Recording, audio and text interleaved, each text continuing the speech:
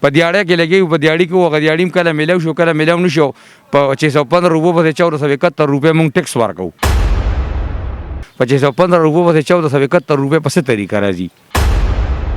مونږ دفتر ته یوړو نو هغه وی شره مونږ د بجلی چې کم دینو په پېټرول او په ډیزل جوړو 57 یونټ د مونږ خرچه ده او 1471 روپے په دې پسې ټیکس را لګري نو یا ته په دې باندې مونږ د وړو چکې چلو نېشنل والا مو شره دغه میخه زمونږ دا کټه چې کم دی په پنجاب کې نو مطلب دا د دې مطابق چې چرته څو کورونه وته شره د دې مطابق مخنیوي کې چې به دا سدي ما وینن بهال درته د زړه وایم ما وینن بهال درته د زړه وایم خیر دې څه بوایم څه بنوایم خیر دې څه بوایم څه بنوایم بسم الله الرحمن الرحیم شروع کوم په نامه د رب ذوالجلال چې بهون کې مهربان بادشاہ دی شاهد خان شاهدم د پریا ټي وي په شیشه باندې دا محال د اورور څنګه کې ولاړ ما کم چې د بجلی د بل نډر پریشان دي د بجلی بل کې چور پسې کم ټیکس راغله دي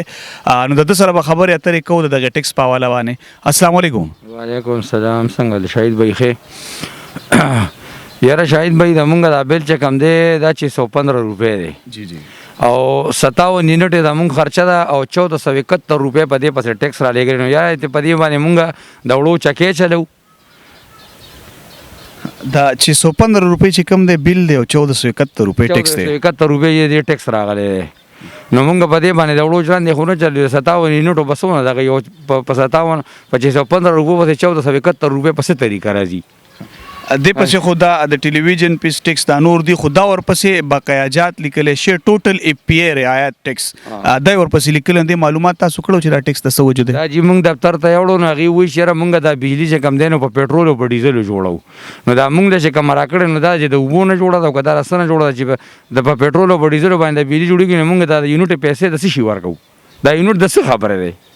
بالکل تاسو خبره صحیح ده چې 615 روپے د دغه 57 یونټو بل دی او دا 1471 روپے ور پسې ټیکس د کمه وجه دی نو به دا ور پسې دغه د وجه دی چې به دا بر دي خپل څه بدمعشي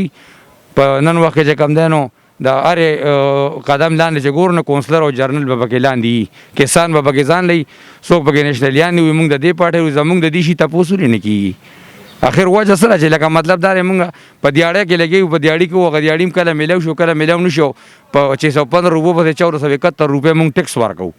نو دا په کوم مسلمانانه کې دي په کوم پاکستان کې دي کنه دا یاغستان دی کدا سو وایي نه دا وابډي ور در په مخ نیويشت نه مونږ دا وابډي ور د الیکارو او د سرکاري چارواکو نه دا غوښتنه کوي چې صاحب دا مونږ سره لکه مطلب تاسو مونږ تاسو نه کوي اخر مونږ چاله لړ شو نو دا خدا نېشنل والا مو شره دغه میخه زمونږ دا کټه چې کم دی په پنجاب کې نو مطلب دا د دې مطابق چې چرته څو کورونه وته شره د دې مطابق مخنیوي کې چې به دا سدي